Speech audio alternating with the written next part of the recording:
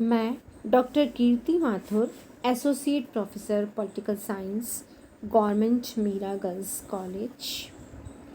आज हम BA second year political science का पेपर फर्स्ट में अमेरिकी संविधान में शक्तियों के पृथक्करण का अध्ययन करेंगे।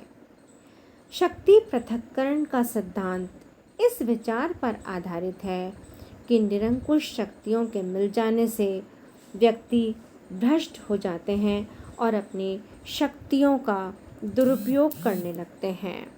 इस सिद्धांत के प्रतिपादकों का विचार है कि व्यवस्थापिका का कार्य कानून बनाना होना चाहिए, कार्यपालिका उन कानूनों को क्रियान्वित करे और उनके अनुसार शासन चलाए और न्यायपालिका उन कानूनों के अनुसार निर्णय करे। शक्ति विभाजन सिद्धांत का सबसे प्रमुख प्रतिपादक मोंटेस्क्यू हैं। इस सिद्धांत से संबंधित आधारभूत विचार नवीन नहीं है। राजनीति विज्ञान के जनक अरस्तु ने सरकार को असेंबली, मजिस्ट्रेसी तथा जुडिशरी नामक 3 विभागों में बांटा था, जिनसे आधुनिक व्यवस्था का शासन तथा न्याय विभाग का पता चलता है। 16वीं सदी के विचारक जॉन बोदा का मत है कि राजा को कानून निर्माण व न्यायिक कार्य एक साथ नहीं करने चाहिए। मोंटेस्क्यू के पूर्व अनेक विद्वानों ने इस प्रकार के विचार प्रकट किए, किंतु विधिवत रूप से इस सिद्धांत के प्रतिपादन का कार्य फ्रांसीसी विचारक मोंटेस्क्यू द्वारा किया गया। मोंटेस्क्यू लुई 14वें के समकालीन थे। लुई 14वें कहा करता था, आई एम द स्टेट, मैं ही राज्य हूँ, अर्थात राजा की इच्छा ही कानून था। इसीलिए उसने राजा द्वारा शक्तियों के दुरुपयोग के प्रभाव को भली भांति देखा था। मोंटेस्क्यू का मत था कि प्रत्येक सरकार में 3 प्रकार की शक्तियाँ होती हैं: व्यवस्थापन संबंधी, शासन संबंधी और न्याय संबंधी। उसने 1762 में प्रकाशित अपनी पुस्तक स्पिरिट ऑफ लॉज में शक्ति के पृथक्करण के सिद्धांत का प्रतिपादन किया। अमेरिकी संविधान निर्माताओं पर भी शक्ति विभाजन के सिद्धांत का प्रभाव पड़ा। अमेरिकी संविधान निर्माता मोंटेस्क्यू के शक्ति विभाजन सिद्धांत से इतने अधिक प्रभावित हुए कि उनका विश्वास था कि जितनी अधिक शक्ति होती है उतनी ही अधिक उसके दुरुपयोग की आशंका रहती है।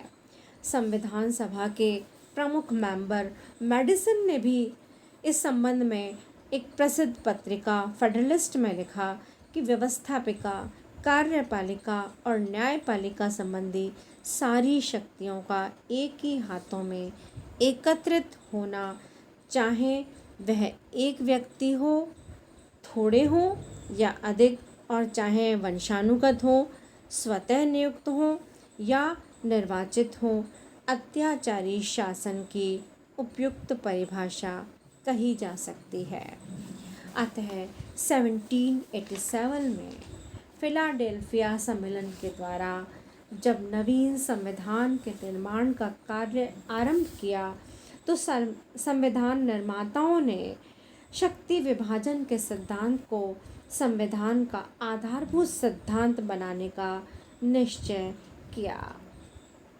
अमेरिकी संविधान में शक्ति विभाजन सिद्धांत को अपनाने की कोई औपचारिक घोषणा नहीं की गई है और न ही संविधान में किसी भी स्थान पर शक्ति विभाजन सिद्धांत को परिभाषित किया गया है।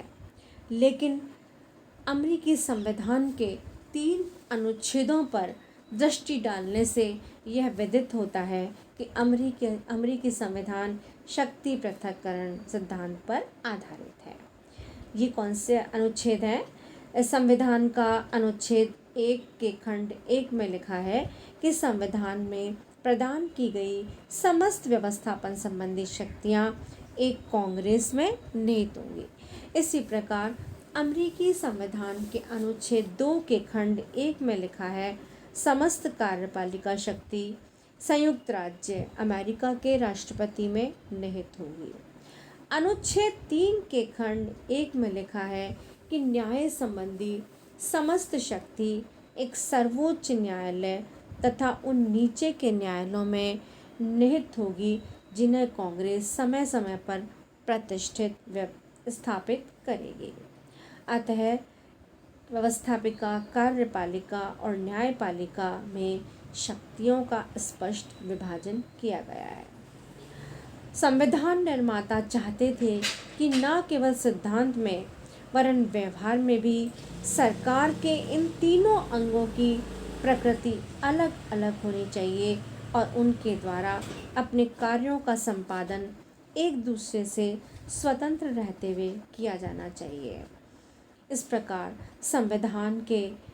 संविधान में सरकार के इन तीनों अंगों की स्वतंत्रता को सुनिश्चित करने के लिए भी निम्न व्यवस्थाएं की गई हैं। जैसे सरकार के तीनों अंगों के सदस्यों के चयन की भिन्न भिन्न प्रक्रिया। राष्ट्रपति का जो निर्वाचन है वो निर्वाचक मंडल द्वारा अर्थात जनता के द्वारा परोक्ष रूप से निर्वाचित होता है।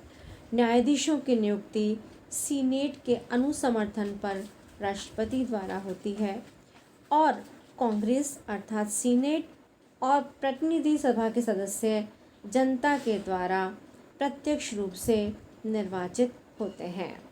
इसी प्रकार अमेरिका में शासन के एक ही अंगी सदस्यता का प्रावधान है। मीन्स अमेरिका में कोई भी नागरिक एक समय में व्यवस्थापिका, कार्यपालिका या न्यायपालिका सरकार के इन तीनों अंगों में से किसी एक ही अंग की सदस्यता प्राप्त कर सकता है। इसी तरह सरकार के जो तीनों अंग हैं, कार्यपालिका, व्यवस्थापिका और न्यायपालिका, इनका जो कार्यकाल है वो भी डिफरेंट है। जैसे कि प्रतिनिधि सभा का कार्यकाल 2 वर्ष है, सीनेट के सदस्यों का कार्यकाल 6 वर्ष है, राष्ट्रपति का कार्यकाल 4 वर्ष है और न्यायाधीशों की नियुक्ति जीवन पर्यंत के लिए होती है। मतलब ये सदाचार पर्यंत अपने पद पर बने रहते हैं। इसके अतिरिक्त इन सभी संस्थाओं का कार्यकाल निश्चित है, एक दूसरे पर निर्भर नहीं है। राष्ट्रपति कांग्रेस के किसी भी सदन को समय से पूर्व भंग नहीं कर सकता और कांग्रेस केवल महाभियोग की प्रक्रिया के आधार पर ही राष्ट्रपति अथवा न्यायाधीशों को पदच्युत कर सकती है। और जो कि महाभियोग जो है वो बहुत ही कठिन प्रक्रिया है जो कि असाधारण परिस्थितियों में ही लगाई जाती है। इसी प्रकार सरकार के तीनों अंगों के सदस्यों के उत्तरदायित्व के संबंध में भी भिन्नता है। जैसे कि संविधान के द्वारा भी चुनाव के संबंध में व्यवस्था की गई है। उसके आधार पर प्रतिनिधि सभा का सदस्य अपने आप को जिले के मतदाताओं के प्रति उत्तरदायी समझता है। सीनेट सदस्य स्वयं से संबद्ध संघ की इकाई अर्थात संपूर्ण राज्य के प्रति उत्तरदायी समझता है। राष्ट्रपति संपूर्ण राष्ट्र के प्रति उत्तरदायी है और न्यायाधीश संविधान के प्रति उत्तरदायी है। इसके अलावा शक्ति विभाजन सिद्धांत से प्रभावित होने के कारण ही अमेरिका में अध्यक्षात्मक शासन को अपनाया गया है।